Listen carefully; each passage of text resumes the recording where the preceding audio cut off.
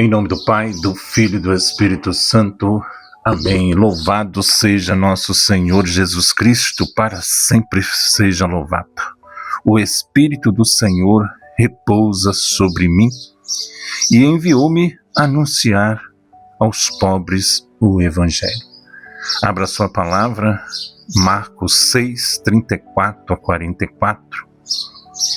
Está aparecendo aí na sua tela? Naquele tempo, Jesus viu uma numerosa multidão e teve compaixão, porque eram como ovelhas sem pastor. Começou, pois, a ensinar-lhes muitas coisas. Quando estava ficando tarde, os discípulos chegaram perto de Jesus e disseram: "Este lugar é deserto e já é tarde. Despede o povo para que possa ir aos campos e povoados vizinhos comprar alguma coisa para comer."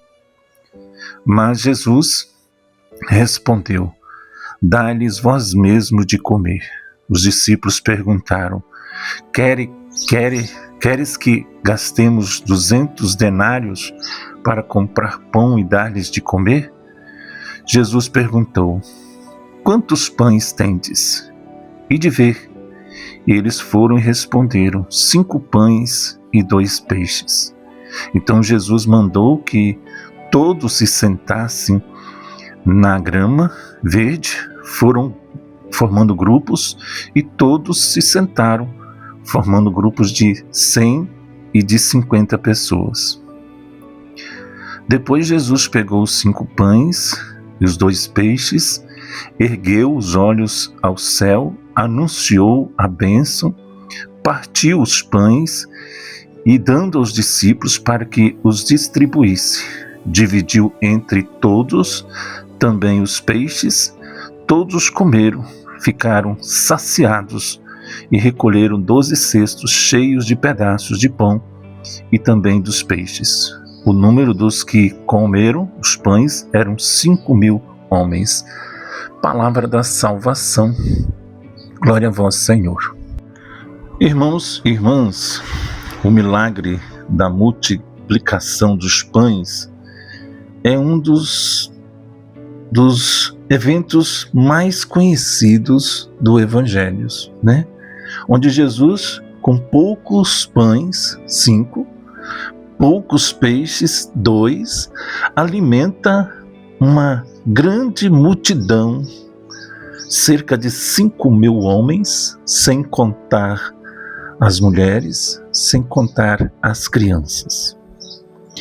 A Eucaristia para a igreja é tudo, porque é dela que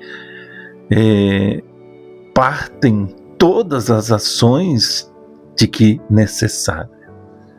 O Catecismo da Igreja Católica, no parágrafo 1335, ele diz assim: os milagres da multiplicação dos pães, quando o Senhor disse a bênção, partiu e distribuiu os pães pelos seus discípulos para alimentar a multidão, prefiguram a superabundância deste pão único da sua Eucaristia. O sinal da água transformada em vinho em Caná já anuncia a hora da glorificação de Jesus e manifesta o cumprimento do banquete da núpcia do reino do Pai, onde os fiéis beberão o vinho novo, tornado sangue de Cristo. Então, meus irmãos, minhas irmãs, realmente o Catecismo da Igreja Católica, né? Sempre a gente fala, gostei de ver uma das pregações do Gatti, onde ele usou o Catecismo, a gente sempre usa mesmo, né? O programa Tempo de Recomeçar, usa o documento da igreja para falar em cima do documento. A gente não fala nada palavras nossas, né? Porque nós temos que falar, nós somos católicos e temos que falar aquilo que a igreja orienta. O padre José Augusto, da Canção Nova, ele disse assim que sem a Eucaristia, sem a Santa Missa, principalmente nos domingos, e sem a confissão, ninguém se salva. Quando você vai na igreja, o primeiro lugar que você tem que ir é onde está o dono da igreja. Mesmo que tenha um padroeiro, mas existe um dono da igreja. E quem é o dono da igreja? É Jesus.